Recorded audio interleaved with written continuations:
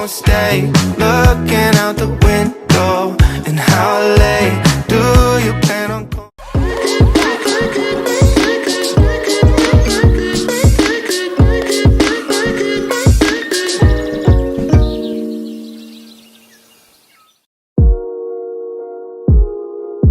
How cute.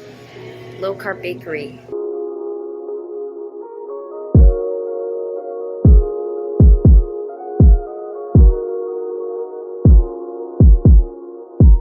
Oh, you got these cute stickers too. What is this? Is this a bracelet? It is. It's a bracelet. It's eco and sustainable fashion. Oh my gosh, it's so pretty. I love the Jewelry? brass tone. Yeah, jewelry, period, but also the brass tone of it. Oh, so nice. I think that also supports Supports black, yeah, supports black people. Supports black businesses. Black businesses. Oh, it's so pretty. I love it. Thank you. It's eco-friendly fashion. Nice. You always got to be like eco-friendly. What is this? Oh, that's probably every day. So you can remember pretty dates. I like how you put your birthday in there. Yeah, you know I did. It's on my phone. Oh, it's so cute. Oh, they got all the holidays back there. Nice. Ooh. I thought you would love that. Okay. So I know you like I'm cards. very intrigued by. I know you like cards, and Yeah. these are interpretive cards. Okay. So you open them, and they'll have an interpretive photo, and it's like a very abstract photo. So then you can take what lands with you, and it's not going to tell you what to think.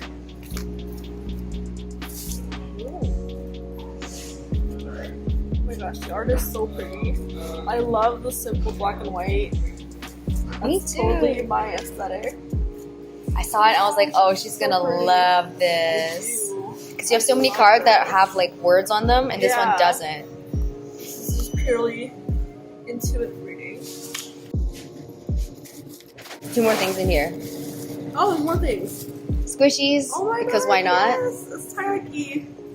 This is so cute. I wish I had like a thing on my phone to like attach to. Oh, you can attach it to a backpack, like Yeah, that one. True. And then that is lip balm. It's made of sugar and coconut oil and peppermint. Oh. Smells good. It's all natural. Oh, cool. Wow. Thank you so much. Welcome. I feel so spoiled this year. You ought to. It's your birthday. It's your 27th birthday. So old. No, you're not. I'm almost 30. 3 years till 30. Oh.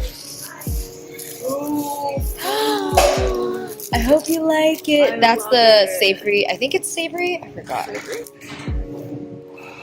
Well, that's the most see- substantial one Okay. because you said you wanted substance. Ooh. These ones have no preservatives in them.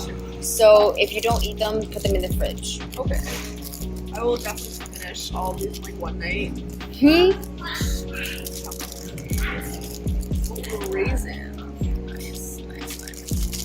Thank you so much. Oh my gosh, your food first, my gift too. Food and cards. And you just have cards in there. Okay. There's more stuff. Cards and another thing. Oh yeah! Oh, how could I forget? What are these? Lavender and powder. Oh, they're essential oils. So lavender is good for anxiety. Valor is good to have at the beginning of the day. They're roll-on balls. So if you open it, you roll it on. Oh, cool. This smells very interesting. It smells familiar. I can't put my finger on it. Lavender is also good for depression. It is. Good for anxiety.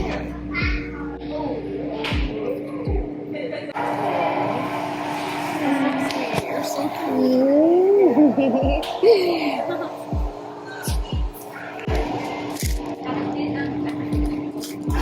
love this wrapping paper also. I'd like to say. Ooh. What is this? It's a shirt. I hope you like it. It's from American Eagle. Oh, it's so pretty. Oh, I do like it. I really like it. Turned around. Yay! It's boho. Boho chic. That's so cute. I love the color. Because, like, usually I don't wear clothes like this. Yeah? Really? I like this color. Oh, okay. Because it's so, like, it's like a nice bright magenta. Do you like nice bright magentas? Because I know you dyed your hair that color. Yeah, no, I do. Okay, like okay. it. So I was really like, okay, I hope it. she likes it. I don't buy clothes like this. I usually wear black because I'm goth. But when I do get colored clothes, I'm like, oh, it's so like a different look. I like it. Yay! Thank you so much. You're I welcome. love everything. Happy birthday, Anna. Did you get a cake?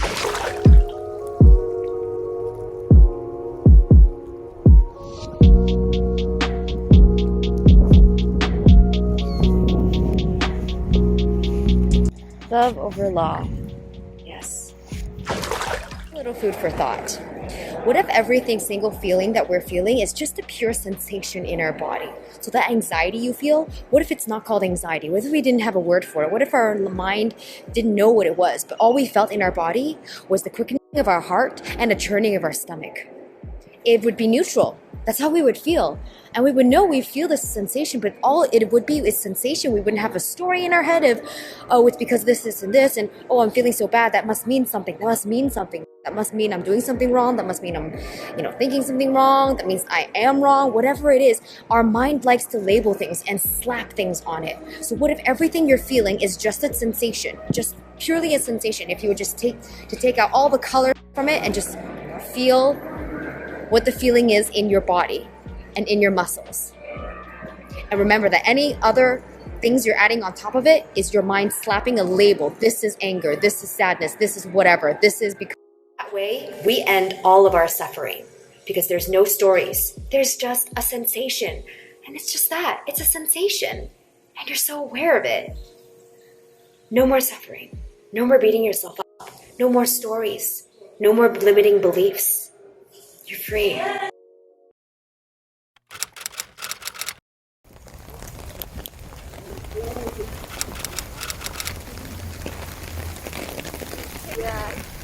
Ghost tours. So I talked about the Stone family a little bit at the beginning, and I mentioned that they were the first family in this area. This door has actually been locked like every night because of COVID.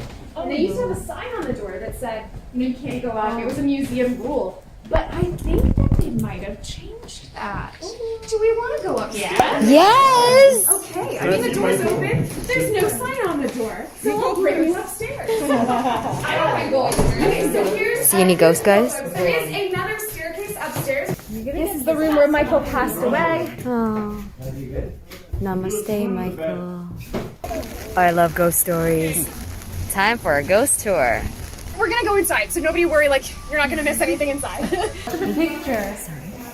Wow. Do you see any ghost guys? If you do, point them out to me. Hi. Hi, spirits.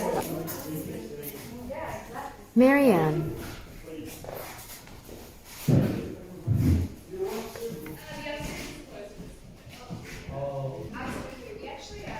This is the bar. What do you think? Is this on par with the Marriott at Windsor we went to? Well, I'd say better. They had liquor here. What room is this? Good question. Looks like it's just whoever was running it did their paperwork back here. Looks like a psychologist, Yeah. Yeah, that's the desk right there. Probably just kept tabs on the payments. Let's see. I love ghost tours, I love tours, and I love scary stories, so a scary story tour is my thing. Can't go upstairs, can't go. Folks, take your last... We're here because of what is right beside us. The cemetery, which is original to the property. The cemetery is quite old. In fact, the very first person to be buried in that cemetery was Michael, our ghost from the first stop. To this day, there are at least 50 graves that we know of inside that cemetery right beside us. And the cemetery is what is quite active in this area. A lot of the security guards who patrol late at night will come to the cemetery, and they do work by themselves and answer questions at the end. They do work by themselves, and they'll come sometimes to the cemetery here and gesture at the cemetery. As she did that, she saw a little boy duck behind one of the tombstones. She described him as wearing old-fashioned overalls, a white shirt, and then he had curly blonde hair. Now, it's this little boy that seems to be the most active spirit in this part of the village. He's been seen frequently both during the day and at night. One day there was an interpreter coming from the mill, which is the path that we just walked to get here. And as she was approaching the church, she happened to notice a little boy behind one of the tour group. Now, this little boy kept darting behind the last person in the tour group, almost like he was playing hide and seek. The interpreter who watched this happen thought it was really cute, especially because it seemed like the man the little boy was hiding behind didn't even really notice that this was happening at all. So as she got closer, she wanted to say hello to the boy and ask him if he was having a good time on his tour. But when she got to the very front of the church and looked around the tour group there, she couldn't find the boy anywhere. Later that afternoon, she actually ended up talking to the tour guide who had been with the group and mentioned the little boy. The tour guide was quite confused because she hadn't had any children on her tour that afternoon. Now, this exact same thing happened to one of our tour guides one night. He was leaving the manse, which is the building we'll be heading to next. And because he had such a large group with him, he decided to count everybody, make sure they were all exiting the building with him. So he quickly counted the group and realized somehow he'd gotten an extra person on his tour. Very quickly, he counted everybody again, and this time he had the correct amount. He realized that that extra person had somehow been a little boy, something he found odd, because not only did he not have children on his tour, but we also don't even recommend this tour for children of that age. Now, this little boy has also been seen going inside the manse itself. He'll run in through the back door, through the kitchen table, and then go off into one of the side rooms, where he just kind of sits himself down and then makes eye contact with whoever's working right before disappearing in front of their eyes. Now, of course, after hearing these stories and so many others about this little boy, our hearts were just breaking. We obviously don't like hearing stories about little ghost children, even if it seems like they are having fun in the afterlife. So we decided to, out of respect, try to figure out who he was, to give him his name back. So our manager went into the cemetery. She received special permission to do that. And then she wrote down the name of every single child who had been buried in the area. She then cross-referenced those names with the archives to make sure she didn't forget anybody. She re-interviewed everybody who had seen the little boy after that and asked them how old they thought he was. Without having even discussed it amongst themselves, everybody kind of agreed that he had to have been about 4, maybe 5 years old. There was only one grave in the entire cemetery that actually matches that description. It's a little boy named Robert Frank Atkinson, and he died just before his 5th birthday. So, perhaps it's little Robert who haunts this part of the village, maybe just looking for a friend to play with.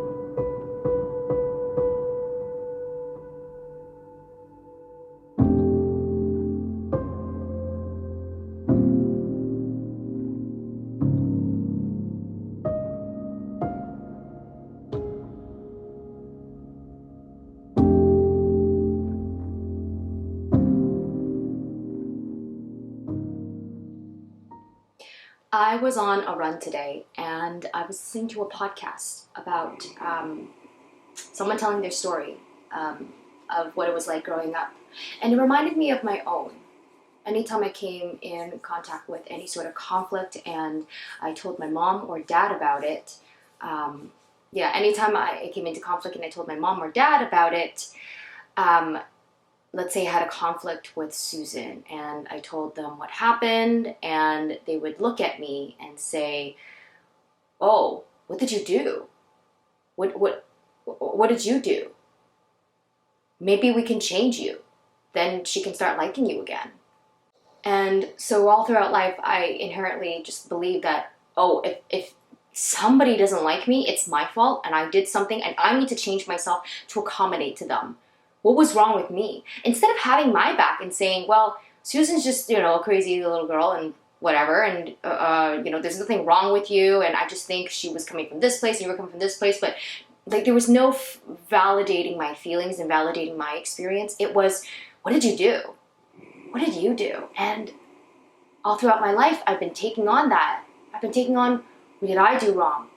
How can I improve? How can I change myself so that others can like me? How can I change myself so that I'm not speaking my truth, but it creates harmony within everyone else? How can I violate myself so that it doesn't violate anyone else? How can I sacrifice myself so I can be liked? And no more of that. No more of that. I'm uploading this to my Instagram, by the way, so if you're curious why I keep looking down at my phone, follow me on Instagram. Ding! I'll put a little thing here. You really think about a lot when you're on your runs. And that's why I love running, because it clears my mind, especially in the fall, especially when it's cold. This is why I love the cold. It clears my mind and I'm able to let thoughts come and let thoughts go, and I'm also able to tune into some of my favorite podcasts and favorite books. So anyway, I want to round out this talk by saying, let me know if this is your experience as well. Let me know. There's nothing wrong with you, and you shouldn't have to accommodate yourself to others. Your experience is valid. What you have felt is very valid.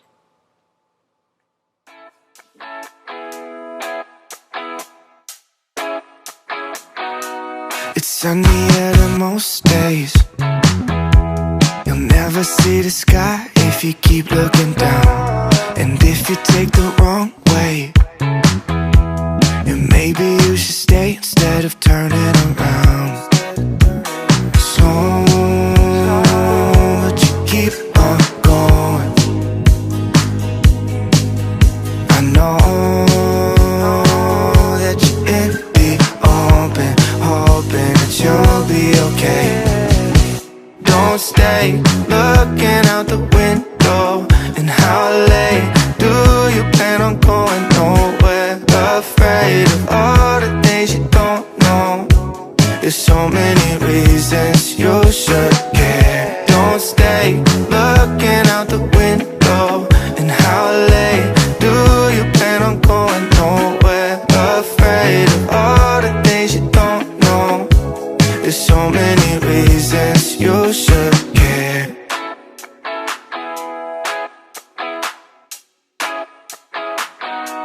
The sun is... I went out, showed up to my run, and the run didn't happen. In the past, I would have really just beat myself up over that. But what if the whole point isn't to always feel motivated? What if the whole point isn't always to feel inspired to do something? What if the whole point is to not wait for the feeling to take action? If we're waiting for a feeling to take action, what we want becomes very conditional. Because you can't control how you're feeling tomorrow. You can't control how you're feeling in the next moment. You can't control that. It's not guaranteed. There are things that you can do to boost the possibility of feeling that, but it's not foolproof. It is not guaranteed. What if the whole point is to not always feel like doing what you want to be doing? So our suffering comes when we have a lot of thinking about the fact that we don't feel like doing XYZ. A lot of the pain comes from that. A lot of resistance comes from that. And what causes that? It's the action of thinking. It's thinking, oh my God, but today's a perfect day for me to get this done. I have XYZ time and I should be doing it. You know, whatever those thoughts are, and you keep thinking and thinking and thinking and thinking, and it's just a whole bunch of thought. It's just a whole bunch of jargon. All of that is thought. All of that is what's costing you your sanity. That is what's making you suffer. It's just you thinking a lot. What if you were just there with the feeling of, oh, okay, well, what's here? What's here? Boredom is here. What's here? Pain is here. Resistance is here. Lethargy is here, maybe. Okay, so this is what it feels like. Okay, all right. On with the next. On with the next motion. On with. What if we just felt what it feels like to be in that moment without the thinking, without the noise of, but I should be doing that, and oh, it's a perfect day, and whatever, without the thinking. Just observe it. Okay, so this is what it's like. So right now it's, okay, so this is what it's like to sit in front of the camera, and I'm sitting on a green mat. Okay, That was a breath. So you are the space for all of these emotions to exist. They just want a space to exist. And you are that space. That's all you are. So what if you eased up on the resistance, eased up on those thoughts, and you just went about your day? And maybe you do it. Maybe you do it, but with a lot less pressure on you, with a lot less noise in your head. It certainly feels a lot better. So take your foot off the brakes. You're a car, and like your foot is both on the accelerator and the brakes at the same time. You're not going anywhere. Maybe you're screeching forward inch by inch, but just take your foot off the brakes, which is your thoughts. Take your foot off the thoughts and just cruise. Just cruise. Just cruise. For me today, that was just showing up. Just putting on my, I don't feel like it. Okay, all right, let's just, I see that's a thought. Let's just let that thought wave by like a cloud. I'm gonna put on my running shoes, okay? In the next movement, I'm gonna lace them up, okay? In the next moment, I stand up. In the next moment, I'm making my way out the door, okay? And did I run? No, I didn't run. But I showed up. And how did I show up? By releasing the noise. By taking my foot off the brakes. You can do it too. I really hope this speaks to you. I want to know what you are resisting right now. What are you having a hard time? What are you having a lot of like jargon thoughts around? Put it in the comments below, because I read every single one and I would love to reply to yours. Wow. This bra tan is serious stuff. Does a bra line tan count as a bra itself? Because it's there. I'll see you in the next clip, my fitties.